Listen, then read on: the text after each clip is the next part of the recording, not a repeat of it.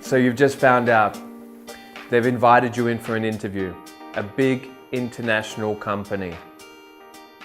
This already has you biting your nails, but to make it worse, they tell you that the interview will be held in English. What to do? Well, first of all, don't panic. Secondly, pause this video, take a deep breath, and remind yourself that you are the perfect person for this job, even if this isn't the case. Confidence is a key word to keep in mind leading up to and during the interview. Go into the interview so confident that you can already picture yourself behind the desk with your feet up. But for such confidence, one needs to be confident with their English. And here's a few tips how to ensure that this is the case in the interview. The first tip is brainstorm the possible questions you could be asked in English to avoid surprises during the interview. It's very easy to lose concentration and become lost for words. For example, one of the most common questions asked in an interview is, what are your strengths and weaknesses? Or another common question is, how do you deal with stress or pressure? For more examples of possible interview questions, check out i-diom's website. So the second tip is, make a list of keywords or buzzwords in English that you are highly likely to use in your answers. One possible list you could write, for example, is a list of your strengths. And be sure you have this particular job in mind when making up this list. Try to imagine what you would want to hear if you were the interviewer. Your choice of keywords will obviously depend on what specific job you are being interviewed for. However, here are a few examples of common keywords that are often used in interviews. Passionate, asset, communicator, team player. Now try to use these keywords in complete and, of course, articulate sentences. For example, in my previous job, I was faced with many situations where being a good communicator and a cooperative team player was important.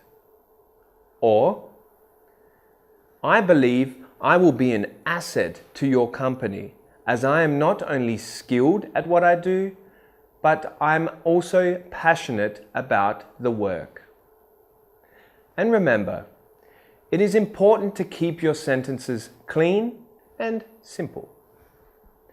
The third tip is, research the company's website and again make a list of keywords and phrases that describe what the company is all about and also what the job will require. This will indicate that firstly, you have been diligent or have taken the initiative by researching the company, and secondly, this will mean that you'll be using keywords or the right language that will make the interviewer's ears get excited. So, for example, if I was being interviewed for a marketing position, I would want to know keywords such as advertising strategy, brand management, internet marketing, market and trend analysis. For example, memorize these lists and practice using them in sentences by talking to yourself in the mirror. Remember, it's only crazy if your reflection starts talking back to you. Oh, and one last thing. Don't forget to practice your greeting and general etiquette in English. Consider it to be like a commercial of yourself. And like any good commercial, the introduction will always capture the person's attention. The first handshake and eye contact is the commercial, and there is not a chance to edit after, so be sure to practice. Here's a few tips on how to go about your initial greeting. Smile. Make eye contact. Introduce yourself with your first and last name.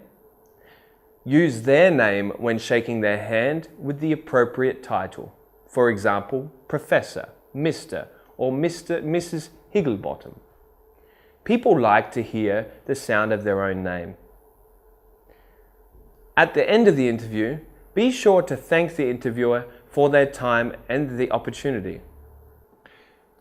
Thank you for your time and the opportunity. And one more thing that is good to say to wrap up an interview is, I look forward to hearing from you.